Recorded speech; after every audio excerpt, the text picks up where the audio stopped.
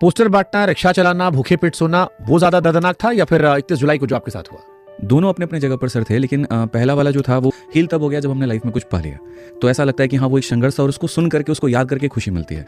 लेकिन जो अभी दूसरा वाला इंसिडेंट हुआ सर, उसको अगर याद करे और अगर कोई रिजल्ट में कन्वर्ट ना हो तो उसको दुखी माना जाएगा। अगर मेरे उतना करने से अगर मान लीजिए कि एसएससी एडीक्यूटी में सुधार लेकर के आ जाती है, चीज़ें बदल जाती है, तो मैं इसको बहुत दर्दनाक नहीं मानूंगा। लेकिन इतना होने के बावजूद भी अगर वो रिजल्ट में नहीं आया तो शायद मेरे लिए बुरे। पर एक हैशटैग लगाया था तो मुझे कई बच्चों ने कहा कि सर ये एसएससी का सिर्फ नहीं था, दिल्ली में जो ये प्रदर्शन था ये खाली एसएससी वालों का था?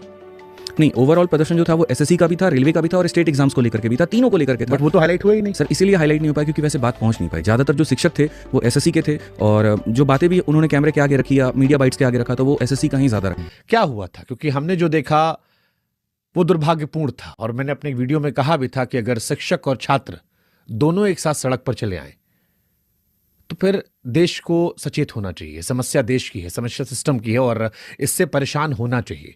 उस दिन आप लोग क्या क्या परेशान हुए थे? सर, हम तो बच्चों के लिए आवाज़ उठाने वहाँ पर गए थे और अपनी डीओपीटी तक बात पहुँचाने गए थे कि मिनिस्टर इस बात को समझ पाएँ कि किस तरीके से बच्चे काफ़ी ज़्यादा परेशान हैं। और बहुत शांतिपूर्ण तरीके से हमने कहा कि 4 शिक्षक को जाने दीजिए आप और मिलने दीजिए। तो उन्होंने ये कहा कि ये सेंसिटिव एरिया है, आप यहाँ पर खड़े भी नहीं हो सकते। तो हमने कहा कि जिन मंत्रियों को हमने चुन करके भेजा उनके आगे अगर हम बात भी ना कह पाएँ तो ये तो हमारा कोई अधिकार ही नहीं हुआ, फिर हमने क्यों चुन करके भेजा। तो नहीं, सेशन चल रहा है, आप नहीं जा सकते। और फिर कुछ देर के बाद ये कहते कि आप 4 लोगों का नाम लिख करके दो, हम भेजेंगे। फिर नाम लिख करके जब उसके बाद में देते हैं तो ऊपर से कॉल आ जाता है कि अलाउड नहीं है, सारी चीज़ें नहीं है। और वहीं पर एक ऐसा कमेंट पुलिस पास कर देती है कि जो हमारे एक मर्दानगी को लेकर के कि फिर वो थोड़ा सा सबके ईगो को हर्ट कर जाता है। ईगो की बात नहीं, मतलब सर वर्दी हमने भी पहनी और हमने अपनी वर्दी उतारी इसीलिए कि हम दूसरों को वर्दी पहना पाएँ। तो आप एक शिक्षक के लिए ऐसी जब आप शब्द इस्तेमाल करेंगे तो उसकी गरिमा को बहुत ठेस पहुँचेगा। और ये नागुजार हुआ। फिर वहाँ से थोड़ा सा मुद्दा भटका, बहुत ज़्यादा भड़क गया। सारे शिक्षक थोड़े से आक्रोश में आ गए इस बात को लेकर कि आप ऐसा कैसे सकते हैं, हम जिस मुद्दे को लेकर के आपका उसके ऊपर में अटेंशन ना होकर के आप बाकी पर्सनल जा रहे हैं। तो यहीं से सर पूरा मुद्दा ब्रेकआउट होता है। फिर उसके बाद टीचर जब कोई बात कहने की कोशिश करते हैं तो मतलब विद इन सेकंड्स, आप बिलीव नहीं करोगे, 4 से 5 सेकंड के अंदर में ऐसा होता है, सोचने समझने का भी टाइम नहीं मिलता है और लाठी चार्ज हो जाता है। आपको पड़ी थी लाठी? बिल्कुल सर, दर्द अब हो रहा है। क्या लाठी खाए थे आप? सर, महसूस नहीं हो पाया कि कितना पड़ा था, मतलब भागम भाग में पड़ी तो है 2 दिन तक तो सर महसूस नहीं हुआ क्योंकि बॉडी गर्म था। लेकिन अब जैसे जैसे ठंडा हो रहा है वैसे वैसे दर्द हो रहा है। गले पे काफ़ी निशान आया, मतलब जो नाखून के होते हैं वो थोड़ा सा अब ठीक हो गया।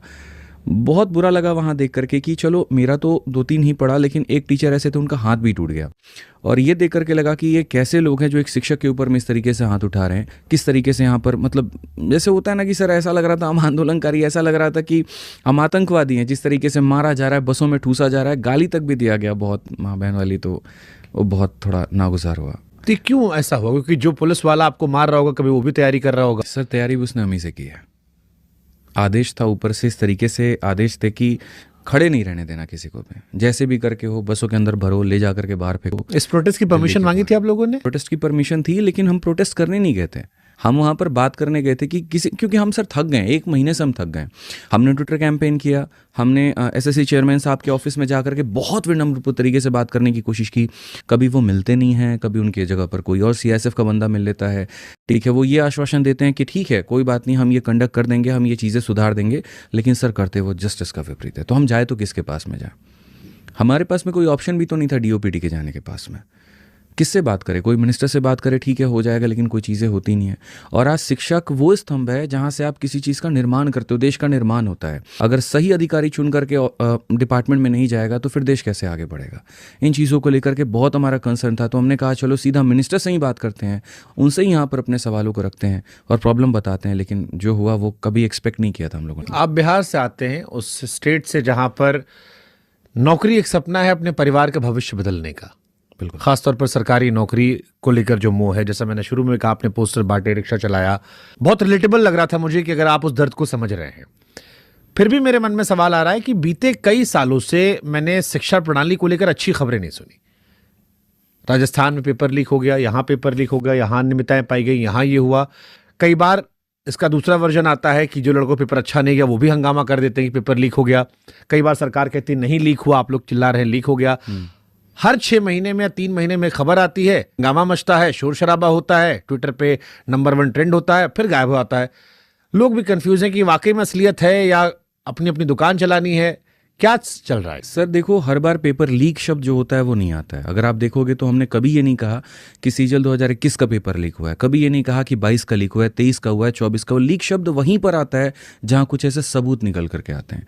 जैसे अगर आप देखो, सेंटर पर मोबाइल ले जाना अलाउड नहीं है, ठीक है, और वहाँ के कॉपी निकल करके, फोटोज निकल करके आ रहे हैं, टेलीग्राम पर वायरल हो रहा है, हर जगह पर वायरल, तो वहाँ पेपर लीक जैसे शब्द को लेकर के ट्रेंड किया जाता है।